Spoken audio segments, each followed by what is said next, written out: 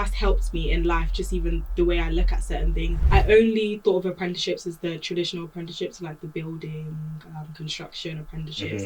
That's all I saw apprenticeships as. I didn't see it as obviously apprenticeships in corporate, because obviously you're in an area that you literally is so foreign to you, and you can obviously get imposter syndrome, as everyone likes to call it. I didn't come for this apprenticeship to sit here and do nothing, so I have to literally go out there. Hello everyone, it's Elijah, one of the co-founders of the Black Apprentice Network, one of the biggest communities of early career professionals in the UK, and I'm here with someone very special. I'm here with someone that probably your little sister wants to be when they see her on social media. And I'm here with someone that's made a big difference to the Black Apprentice Network in ways in which people can see, and also in other ways in which people can't see. So I'm here with Aramide. Thank you for having me. I am Aramide, also social media manager of the Black Apprentice Network. I am no longer an apprentice, actually. Yes, I didn't even mention that. Work at Bulge Bracket Bank as well. Yes. I am a product specialist analyst at a Bulge Bracket Investment Bank. I love content creation. I love editing. I just love putting a video together. I love a bit of public speaking as well. And you love cooking as well, right? I love baking. Is it cooking or baking? No, cooking. You don't like baking at all? So baking I do, but I'm not the best at baking. Cooking, I'm gifted in cooking. I love cooking. I love, what else do I love? Have you been cooking since you were young or? Yeah, past couple years? I would say, when I was young, because obviously as well, I grew up in a household of 3 older sisters, so all of us youngest. I'm the youngest, so we kind of just start cooking from like a young age, because you kind of, that's I guess what we're prepped for, if that makes sense. But and I grew up in Nigeria. Spent 8 years of my life living in Nigeria. 8 years? Yeah, I know. I was born here, but then I moved to Nigeria literally probably when I was like a few weeks old. Whereabouts here? Here? Yeah. Oh, I live in South London. London girl. Croydon. You don't have to say Croydon. Reuben in the background. Sorry, man. Sorry. You don't have to say Croydon. But South London. I remember we had an event like a couple of weeks ago, but like around like nearly a year ago.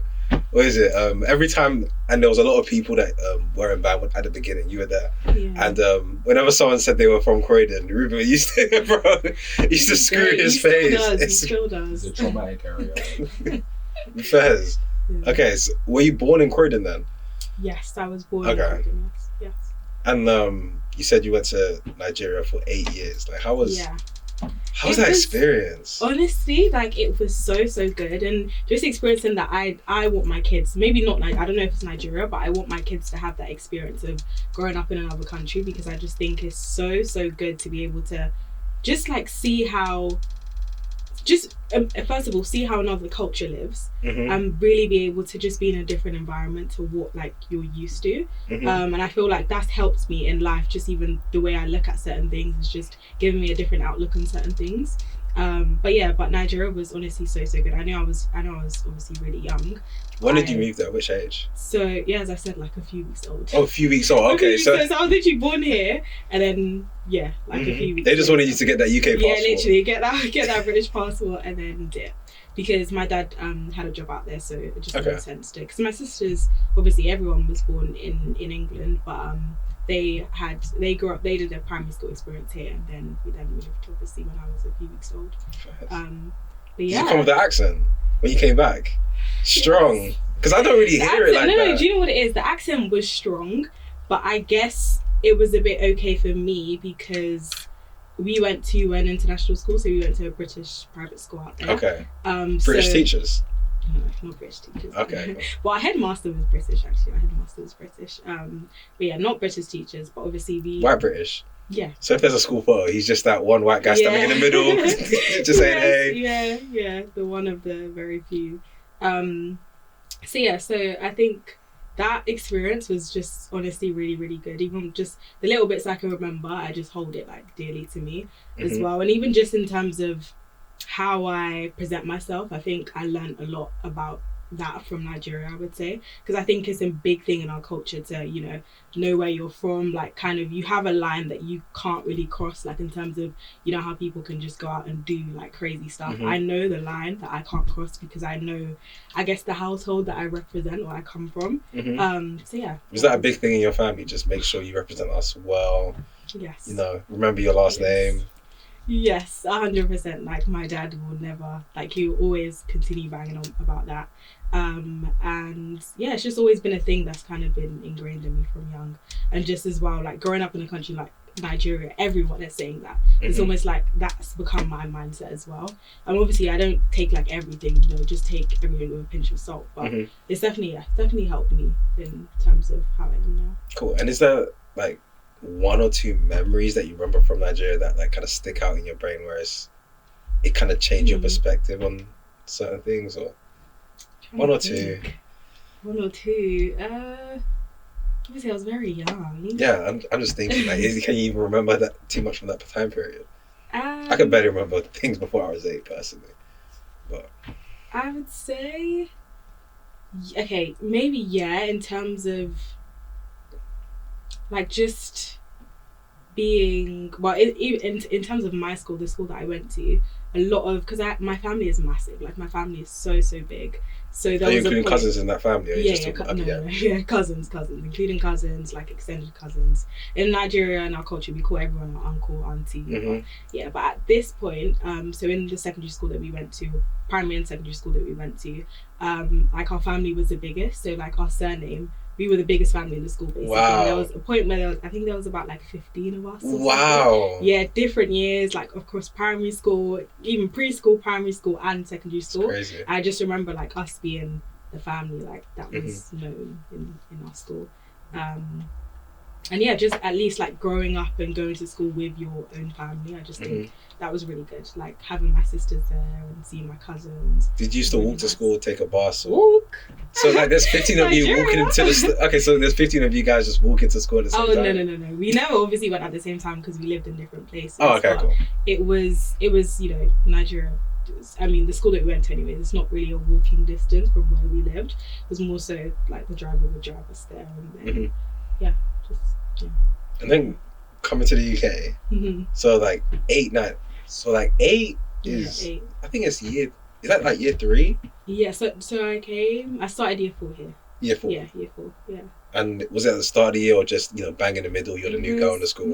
It wasn't really middle, it was more so maybe like October, November time. That's when I started, yeah. How was that sort of transition? That was, that was actually very easy. Very easy? Like, I think it was easy. I was lucky, like, in terms of my sisters, because my sisters, they were already in secondary school. And I feel like it's easier when you just come into a new school or start a new school when you're in maybe primary school, because you still haven't really formed those, I guess, strong, like, friendships yet. Yeah. Compared to when you're in secondary school. My sister did up to year 11 in Nigeria.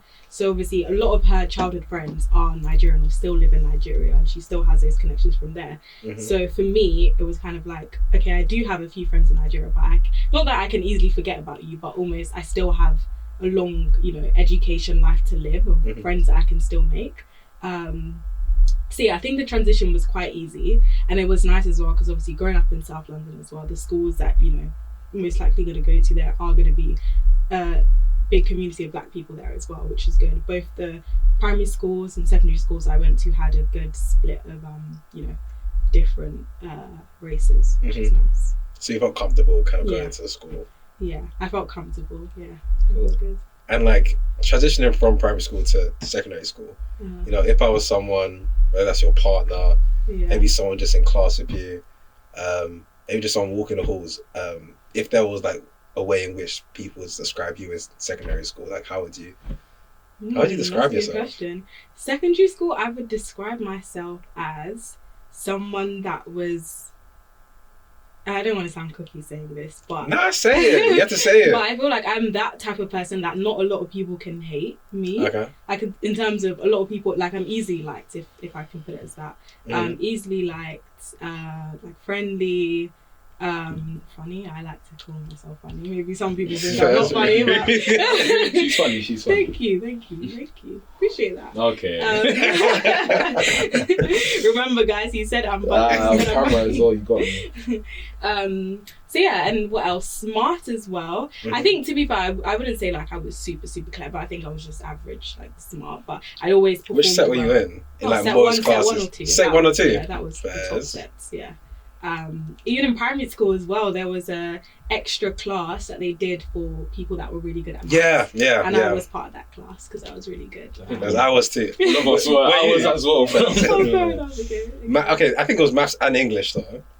Yeah, Were you in I both? was doing my 11 plus, so I was just good. Yeah. What did you get in your? What did you guys get in your sats? How would you? Oh, stats. I got the top. I got really good. Like I got above. I think it was like 100 and something. there was like level 4, level 5. Oh, I can't remember. I don't remember, but I know I did top really grades. Good, Yeah. Top I did grades. really good. And as well with me, sorry, I forgot to mention, the primary school I went to, the secondary school I went to, my primary school was almost like the feeder school for that. Okay, So I cool. retained basically all of my friends from primary school and obviously found newer friends Mhm. in secondary school, which is really good because it was really nice experience. Yes. And when did like the thought of wanting to potentially get into apprenticeship start? You're not an apprentice now, but you know that's what you pursued. Was that more sixth form, or was that instilled in you during secondary school? That was definitely sixth form. I don't think in secondary school, I really knew about apprenticeships as much.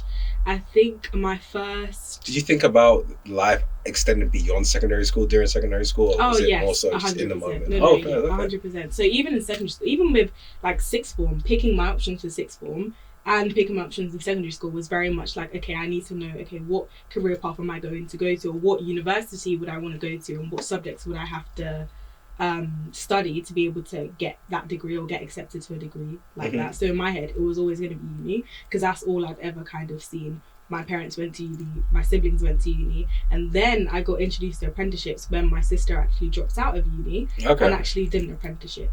So that was my first exposure to apprenticeships. I never knew what it was. To be fair, I only thought of apprenticeships as the traditional apprenticeships, like the building, construction apprenticeships.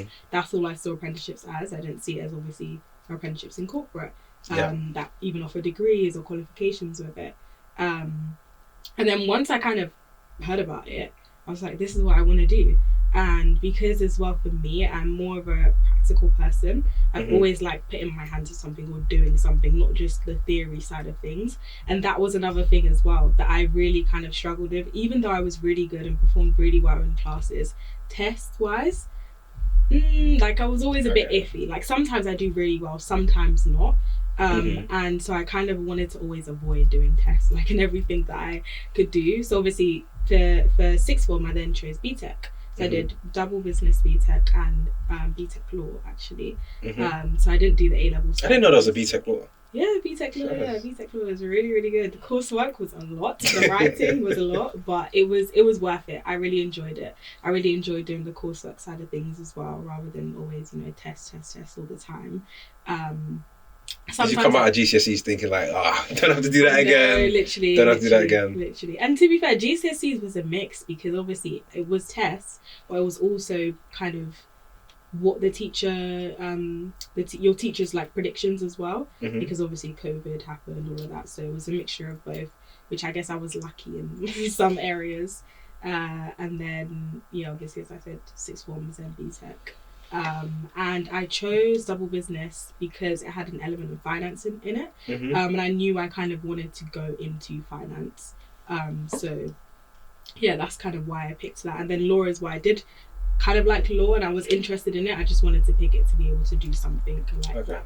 And you never know where that could take me. But yeah, and then obviously in year 13 was when I really got serious about apprenticeships and realised, okay, I want to do apprenticeships. I was really focused on degree apprenticeships actually, which is, I didn't do that in the end. I was very much focused on that because that's what my parents kind of wanted.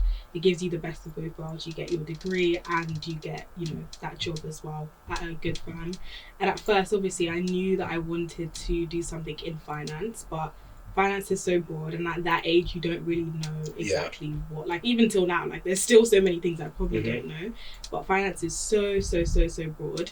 Yeah, I think the way that a lot of young people view finance, it's not really specific. Like finance can mean a bunch of different things. Literally. And I don't think a lot of people say they want to be in finance, but they don't actually understand what exactly in finance. Exactly. Like this, finance is so broad. And for me, I was literally applying to anything that said finance. Anything. Like I applied, a lot of people do. Yeah, literally anything. And I applied to loads of apprenticeships. I did get 3 offers. One of the offers, obviously, the company I did my apprenticeship in, still am at. What are the other ones? Other ones, I got an offer. You can name drop. Yeah, I can name drop. The first one was Nestle. Okay. That was in their finance department. They really hating on that company so much. Why? Why was that? Oh, Nestle. Politics. So yeah, that was Nestle. I got that. I was actually quite early on in the apprenticeship application season. I got that offer, I think, in December. I remember I was actually in Milton Keynes in my auntie's kitchen, and they called me and they were like, "Oh my gosh, like, wow, I got the offer! Oh my gosh!" But at the same time, I was excited, but I knew I maybe didn't want to accept it because I knew, okay, there's other ones that I've applied to that I probably want, like, over this. And as well, as I mentioned, I was just applying to anything, and then when I got to the end, I kind of realised what the role was, and then I saw that, oh, it's kind of just in the finance department and accounting stuff. Do I really want that? I don't think so. So I just declined it, and I thought, you know what, like, I'm still very early on, it's only December, what else can I get? I've applied to loads, maybe I can still, get other stuff. Makes sense. Bearing in mind as well, I also applied to university, so I got my offers. I got all, how many offers is it? Is it 4 or 5? Yeah, 5 places. I got all mine. Whereabouts? Exeter, Queen Mary, London Institute of Banking and Finance, and University of East Anglia. And which course? Mainly like either like economics, finance related, stuff like that. Yeah. I think there was one accounting. I think. But yeah, I kind of knew I didn't obviously want to do the Nestle one, so I declined that. And then in January, I got my offer from Deloitte, which was actually, like, I was very excited about it. I really liked the role. I think it was M&A advisory or something like that, which I thought was cool. We on the band side, we stand Deloitte. Deloitte. We stand Deloitte. Yeah, Deloitte was good. You're saying? But I think the thing about the offer that I maybe didn't really like was just obviously, it is still basically you're studying like an accounting course, ACA, I believe it is. Yeah. And you're kind of there for 5 years. And I just didn't know like if I wanted that. And I obviously as well, as I said, I did want to end up in finance, but at the same time I didn't know what exactly specifically. So what if I did that, was stuck there for kind of 5 years, and maybe thought, okay, maybe I don't like this and I want to move somewhere else. So I think I was just like, okay, strategically, would this be the best move for me to do? Although it was a very risky decision because obviously I might not go on another offer after that. Oh, so you didn't even get another offer? Yeah, so you just rejected it. I was rejected it like on the go. Okay. Because I didn't want to be that person that accepted the offer, and then if I got another one, then sorry, I'm not doing it anymore. You're a better person than a lot of other people. I know.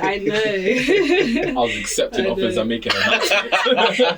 Making announcements on LinkedIn. I got in trouble with that as well. That's crazy. But yeah, and it was just something that, and there was also another thing as well, that it was just more so of a motivator as well. Like the fact that you've declined this, there's nothing else, so you have to get another, like there's no other option. I have to get something. So it's also like a big motivator for me to get something else. And yeah, then the company I'm at, literally, I was working in a patty shop during the whole of summer, during like shifts from 6 a.m. to 2 p.m. Working in a patty shop. This is now maybe July time. I saw my company post. So this is after you've done your BTECs already? Yeah, this is after. This is literally, I'm sitting there waiting, thinking that, I might be going to university. But at the same time as well, another secret that I didn't tell my parents, I actually didn't accept those offers. So there's a time frame to actually accept. Yeah. So I realised that, I was so focused on apprenticeships, I forgot to actually log into. So it was just a forgot thing. Yeah, it wasn't even it was literally a forgot. Wow. Literally, like I was so focused on apprenticeships, and bear in mind at that time I did loads of work experience, loads of networking. So I was so focused on going to events. As I said, I went to the Black Apprentice Network event. Yeah. I was so focused on doing all those things that I almost just forgot about university and thought I'm definitely going to get an apprenticeship. Like, there's no way I'm not getting an apprenticeship. If I've got 2 offers, there's no way no one else is going to accept me. And I feel like I'm good at like the interview stages and stuff like that. So I was good. The only thing I wasn't good at was the video interviews. Oh, okay. That was the main thing that got me like, yeah. Just when you press record, you're just like literally like, what's the question again? So in that, obviously I didn't kind of have anything. I didn't even have the uni offers because it just wasn't there anymore because I didn't accept it. And now I'm seeing things about clearing, this is that. I'm like, I need to get an apprenticeship. Then obviously my company posted that it's very, very late, July. And then, I went through the whole process, got to the end stage. They then said that, did the interview, assessment centre, and then emailed me back saying that, so sorry, you didn't get the offer. Can you imagine seeing that? And this is the last one. I had invitation, And they're basically like, so sorry, you didn't get this specific role. Kept reading, I was literally crying, kept reading. They're like, but we really loved you, like the interviewers really loved you, and we'd love for you to like get another role type of thing, so just pick out of these roles that you want, and we can interview you for that. Why didn't they just start off by saying that? Exactly. And turns out, you know what is so funny, turns out that role that I didn't get wasn't actually, like, no one got it. I think it must have been a thing where maybe they didn't like have space for it anymore, or they didn't want that anymore, because no one got that role. So I just basically picked out of the other ones there, and got it basically. And now I finished my apprenticeship. Now a full-time employee. So that's lovely. Let's go like a couple months afterwards. So like going into just first year in Corp in general, like how was that experience? Because that's an adjustment from sixth form. Big adjustment, but at the same time I would say I was lucky because I obviously did a lot of work experience. I did a lot of networking, so you kind of knew a little bit how to navigate. I was already exposed to that. I knew how to talk, I knew how to dress, I knew how to present myself. That was very, very helpful because a lot of people don't have that experience. And I came in like my second day of apprenticeship with Black Air Forces, man. No way. I came in Black Air Forces because you know what it is, like I came in dress shoes the first day. And like they were squeaking whenever I used to like walk across the form. At least I heard it when I was walking across the floor. I heard it, so I was thinking, okay, I need to come in some separate kicks. Wow, that's came in Air Forces, and then those are kind of booting on the floor a little bit too much, and then got a new pair. But like being able to dress well in that environment, but even just to be able to navigate yourself in that sort of environment, if you haven't had exposure, it can be difficult.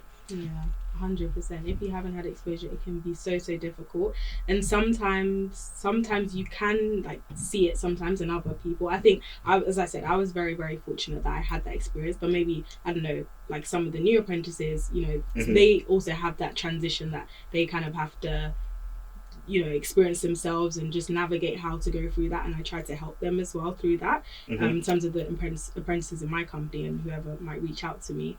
But I think I've maybe had it a bit easy, I would say, in a sense. And as well, obviously, like in terms of at home, my dad used to, train me in like Excel. Oh, okay. That's why I kind of already had those skills. It wasn't You were bred. So it wasn't like, I'm opening up an Excel doc, but I don't even know how to like navigate myself. I don't know what form. Like I already knew certain things. So I think it was quite good. But at the same time, I think the main transition for me actually was obviously being surrounded by people that aren't the same age as you. Okay. In terms of, I'm like, especially in the area that I work in, there are a lot of people that are, I think minimum in London anyway. Minimum age is probably like 40. Okay. 40. So it was like, this is like a big shift. I'm like, their children, they have children the same age as me almost. So it's almost, you came in as a teenager, right? Yeah, 18. They couldn't believe it. They were shocked. They were really, really shocked.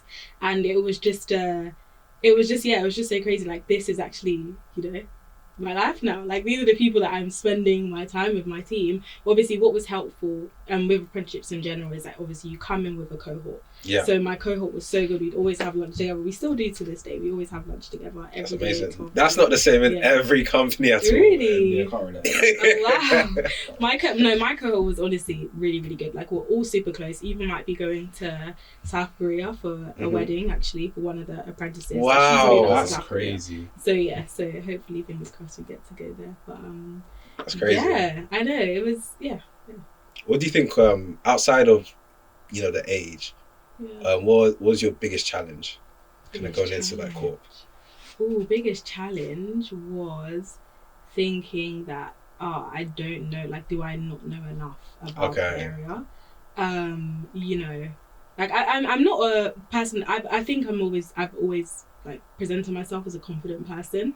But I think going into corporate and going into an area that you have zero experience in can just be like such a it's testing my confidence now, if that makes sense. Because obviously you're in an area that you literally is so foreign to you, and you can obviously get imposter syndrome, as everyone likes to call it.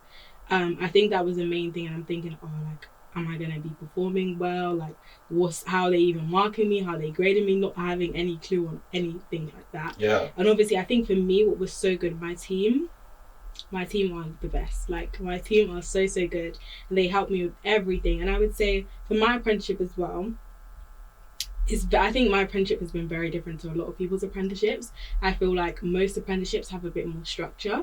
My company, they were quite new to apprenticeships. Oh, okay. There wasn't really structure. Usually I give a red flag for apprenticeships like that, yeah. It was a big red flag, I'm not going to lie. It wasn't an easy experience at all. And as well, the time I joined the company, they were going through a restructure as well. Wow. The whole reorganization, yeah. So it was like, even my manager, like even people that I'm working with don't even know if they're still going to be here. Yeah, literally, they don't even know. So it's almost just like there was no real structure to the apprenticeship, no real training as well, especially to an area that I work in asset servicing that is so complex. So it's almost like I was thrown in the deep end. But the thing is, it's bad, it's a red flag, yeah. But for me, that's where I thrive in, like being thrown in the deep end and having to figure out and having to navigate an area myself. So I think with that, I literally was like, okay, like, yeah, my manager might give me projects or whatever, but I have to literally vouch for myself. I have to go out there and network. I have to make a name for myself almost. I have to reach out to people, even if I sound like a beg, asking for work. I'm like, I didn't come for this apprenticeship to sit here and do nothing. So I have to literally go out there, like, ask to be put on projects, give more work, whatever it is, literally, do it for myself almost.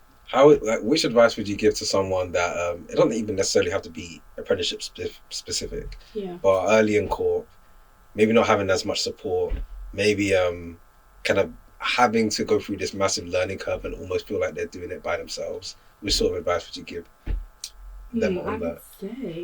I would say, obviously you're doing it by yourself, but don't do it by yourself in a sense of there's actually people out there to help you. And especially if you're an early careers individual, a lot of the senior people want to help you. Like, even it's literally part of some of their quotas. Like, you have to, interact with early careers or whatever. Like, you have to make time for them. It's part of some of their quotas. So it's almost like, take advantage of that, because when you get to, I don't know, AVP level, VP level, they don't care for you. They're like, why does this guy want time in my diary? Like, it's easier for an apprentice or an intern or a grad to put time in the CEO's diary than it is for a regular VP or a director, because it's like, what do you need my help for?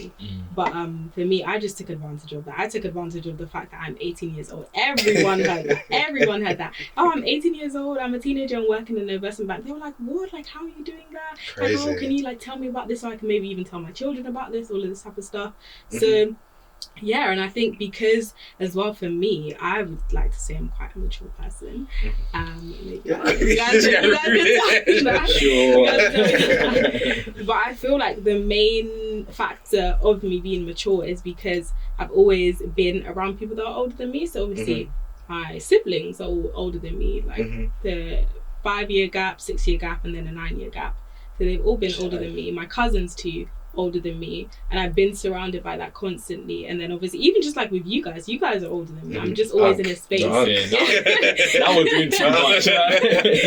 Sorry, but I've just always been a space where I guess people are older than me, so I've always been able to learn and see at their level, see what it's like at their level. So that's maybe why I've been as mature as I am now. And which is also why it kind of made sense for me to do an apprenticeship, because not everyone can do an apprenticeship. If you're immature, you can't do an apprenticeship, because honestly, like, you have to grow up really quickly doing an apprenticeship. Which I just thought that I was suited to that. So I feel like to do an apprenticeship, you just need to be able to not to navigate in those certain environments, be able to have those conversations, and also just be disciplined. Like, I think you just need to be able to just do what you know is, and it's harder than it sounds. Do what you know needs to be done, or do the tasks that need to be done within a specific time period. And I think it's a bit of an adaptation to what it is during sixth form, because in sixth form, no one may be relying on you to do X, Y, Z within a short time period.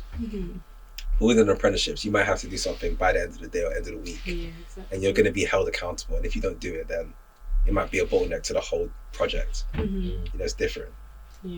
But around the day, we talked about the 9 to 5. What about the 5 to 9? Like 5 to 9. Like, I love talking about the 5 to 9. Let's talk about the 5 to 9. Like, how do you enjoy yourself? Like, outside of... I enjoy myself. As I said, I love, obviously, content creation. Content creation for the Black Apprentice Network. I love content creation for myself, even though I need to... She wants a pay rise.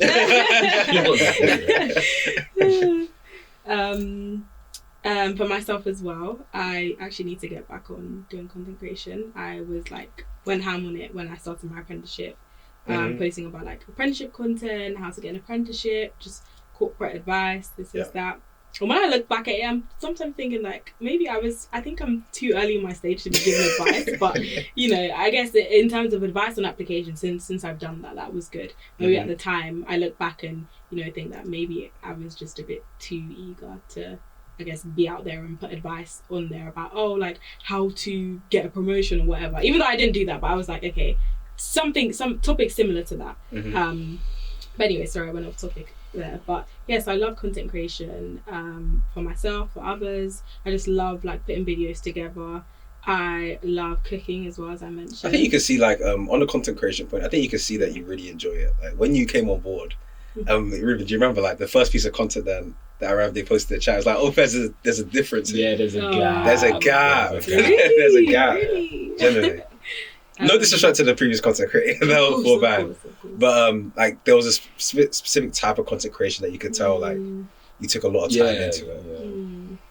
Yeah, and I also like, I just wanted to say this, but I also like content creation where it kind of, I don't know if you guys have noticed with band, but where it taps into like the emotions and things, like because I remember that first one, it was more so about the story of band and stuff like that, and I just love like tapping into people's emotions through content. You know, the first thing I said about her when she dropped content was, she has the eye. Do you remember? I was like, she has the eye. Like she knows when to raise her camera. She knows the exact moments. I was like, like even in terms of the story, do you remember the hall party? When you at the end. Oh my god! That was good. Oh my days, man. There's even one like photo of Lamar, but it looks like he's crying. No, to be fair, that was Tom. Yeah, that was Tom. Okay. But okay, like let's even delve into like the TikTok. Like how did that or like come about, and how has your content? You talked about it a bit, but how did your content sort of adapt from when you started it? I think just before your apprenticeship to even now, and how you're thinking around that. So obviously with my apprenticeship, I literally created a video that first week of my apprenticeship. It was just a vlog about my first week as an apprentice working in investment banking. Even though I don't work in investment banking, but I work at an investment bank. So I put that, and that went viral. And then another, someone that I really look up to, Lamde Elizabeth, she even commented on that as well. So I was like, wow, like this is really, really, I'll get onto that as well. This is really, really good. Like, let me start doing this properly. And I just saw like the exposure that one can get. And as I said, when I'm doing my networking or talking to different people in the bank, they're always talking about personal brand, always going on about it. It's like, okay, let me even see if I can try and build up my own personal brand in terms of on social media and just how I present myself and stuff like that. And obviously, at the time in my life, corporate was obviously something, I was in that season of, I really like enjoy corporate. Not to say that I don't anymore, but it was so new to me. Like it was everything to me. So I just wanted to post that and talk about that, even apprenticeship as well, because I felt like my story in getting apprenticeships, getting 3 offers, you know, rejecting some, not really knowing what was next. I just wanted to share that and share tips, advice, and I just found that I really liked doing that because the response I would get was really good. People really liked me for some reason. And also she has a big ego, but I like it, man. you have to back yourself.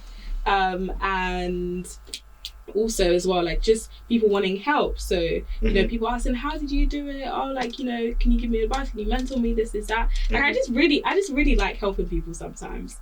And yeah, no, I just really enjoyed that. I just wanted to give back, whether it's on LinkedIn or mentoring people, hosting like different Zoom calls on how to get an apprenticeship, not how to get an apprenticeship, or how to apply, or your CV or whatever it might be. And when I started to see the impact in terms of, okay, people that I maybe helped get an apprenticeship, so I was like, oh wow, like this is really, really good. Like I'm doing the right thing then maybe. And then just started to connect with people that had a following as well. I was like, okay, like I'm getting a bit of respect here, and you know, just, you know, people just recognizing me and stuff like that. That was quite different. That was quite nice. Do you remember your first experience where you were walking on the street and someone recognized you from TikTok? Yes. I remember I was actually getting on a train, on my train, Southern Railway. Shout out.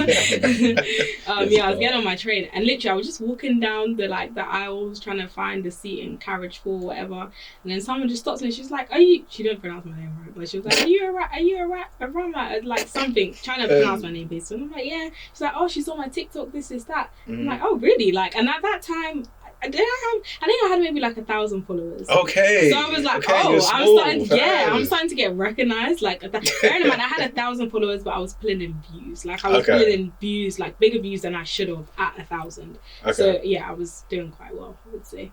So yeah, that was the first time. And then after that, just kept happening. Events, even Black Apprentice Network events, people just coming up to me, even making friends through that. Like Baba, one of my really close friends. We met through the Black Apprentice Network, but it was also initially we followed each other on TikTok. And yeah, just kept going on since then. And also as well, from that I talked about Lamde Elizabeth. I then kind of found out that she worked at the company that I used to work at. So in terms of that, I kind of just used that as my way to worm in there and like have a conversation with her and stuff like that. And that was really, really cool. And now I'm obviously in a bit of a different season in my life, obviously not an apprentice anymore, so kind of trying to move away from that apprenticeship content. But not something that I would never do. Obviously, if maybe someone asked the question, then yeah, I might do a video or 2, but not something that I want to focus on solely. Makes sense. Yeah, I'm just at that point in my life where I'm trying to figure out what exactly I want my content to be about. Yeah, stay tuned, guys. Cool. It's been a great episode. I want like one last question. You know, what other people? I know you mentioned, you know, you're still thinking about what you want to do with your content in the future, but you know, is there anything that people can stay tuned in terms of you and your life? Anything people could kind of look forward to seeing? Yeah, sorry, I don't know why I'm laughing. But yeah, no, I would say just like different content in terms of like I really want to specialize in an area, and I want to show that skill. Like I don't want to say, I know the area, but I don't want to say, yeah, I want you guys to see when it comes out. But I want to specialize in an area, and I want to showcase that skill and be able to talk about it confidently. And I feel like a lot of times people just can talk about anything, but not actually be qualified in that area, if that makes sense. But I want to be qualified in the area and speak about it, have a platform to speak about it and to help others. So yeah, that's kind of what I'm working on as well, just in terms of content, just other areas of my life, like in terms of what I might get up to, like business wise, my passions, all of that type of stuff.